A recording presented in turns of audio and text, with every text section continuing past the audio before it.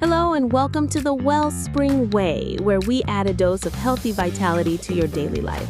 I'm your host, Jane, and joining us again is our trusted health compass, expert journalist, Paul. Hello, Paul. Hello, Jane. I hope all our listeners have had a vibrant week. Absolutely. Thanks to you, Paul, learning these health tips one by one really feels like it's changing my life.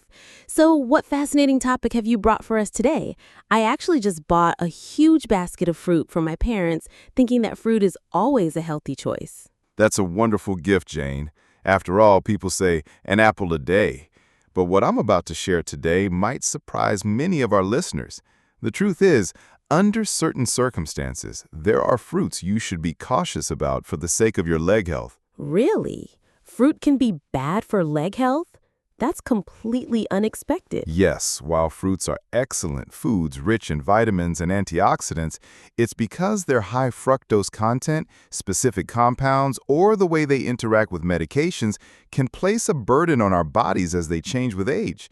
This is especially true if you are over 60 or have certain health conditions, so I highly recommend tuning in. Wow, what a fascinating topic.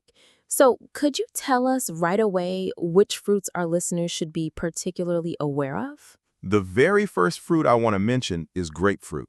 People taking blood pressure or high cholesterol medication should be especially careful.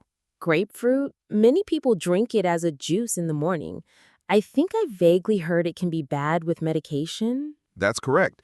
A compound in grapefruit called fruinocomarin interferes with an enzyme in the liver that breaks down drugs. Simply put, it prevents medication from leaving your body, causing it to linger. This increases the drug's side effects, one of which can be muscle weakness or cramps. It often presents as a loss of strength in the leg muscles. Ah, so the drug becomes too potent and actually puts a strain on the muscles. It sounds like anyone on medication should make it a rule to stay away from grapefruit. Exactly. Next are fruits to be wary of because of their sugar content. A prime example is dried dates. Dried dates? They're so sweet and make for a great snack. That sweetness is the problem. 100 grams of dried dates contain about 66 grams of sugar, which is sweeter than most candy bars. Eating high-sugar foods like this causes your blood sugar and insulin levels to spike. While that's manageable when you're young, our insulin sensitivity decreases as we age, making these blood sugar spikes a major burden on the body. How do those ups and downs in blood sugar negatively affect our leg muscles? That's a great question. Repeated blood sugar surges trigger a phenomenon called glycation. This is when sugar molecules attach to the proteins that make up our muscles, damaging them and making the tissue stiff.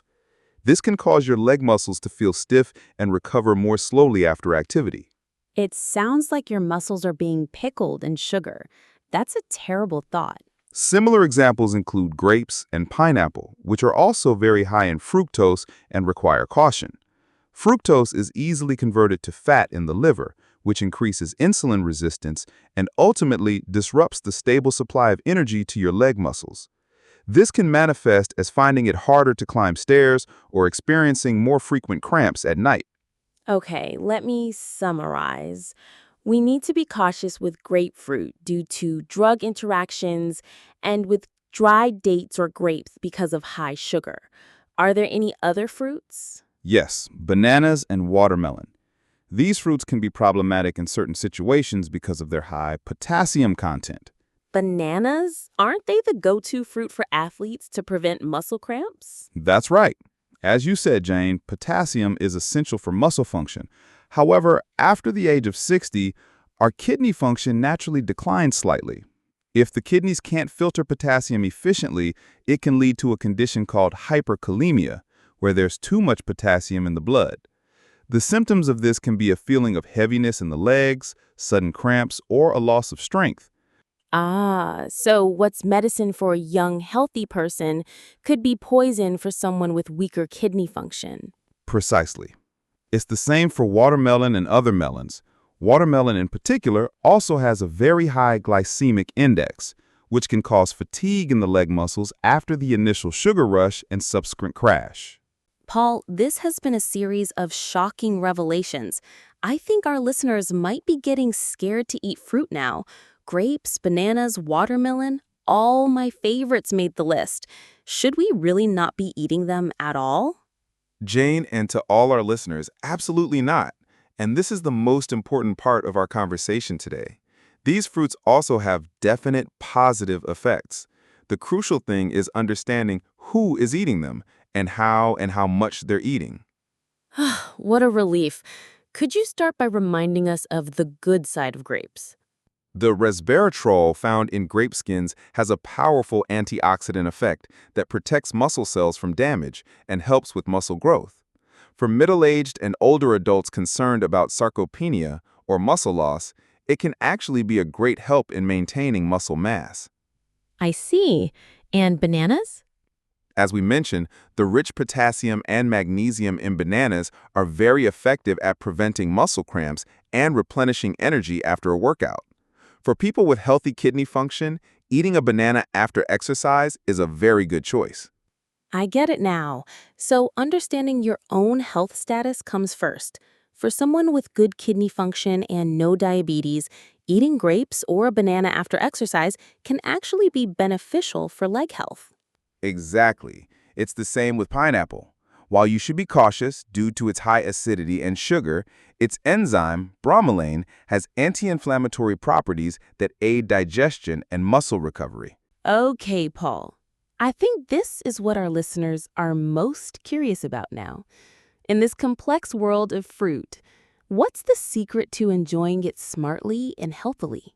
The secret is simpler than you think. You just need to remember three things.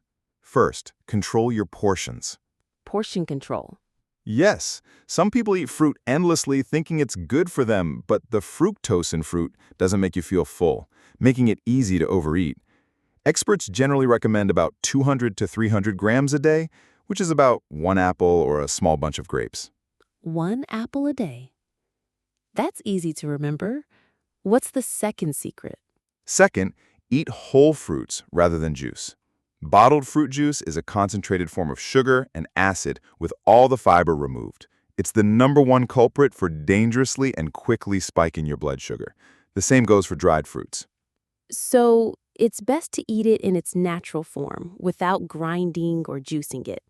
What's the final secret? Third, listen to your body and consult an expert. While I've mentioned several fruits today, this is just general information. If you feel unwell after eating a certain fruit, if your joints hurt more, or especially if you are taking medication, you must consult your doctor or pharmacist first. The best medicine is the fruit that is right for your body. That's a very clear summary. In moderation, as a whole fruit, and tailored to my body. Today on the Wellspring Way, we've had a very enlightening session that shatters some of our preconceptions about fruit.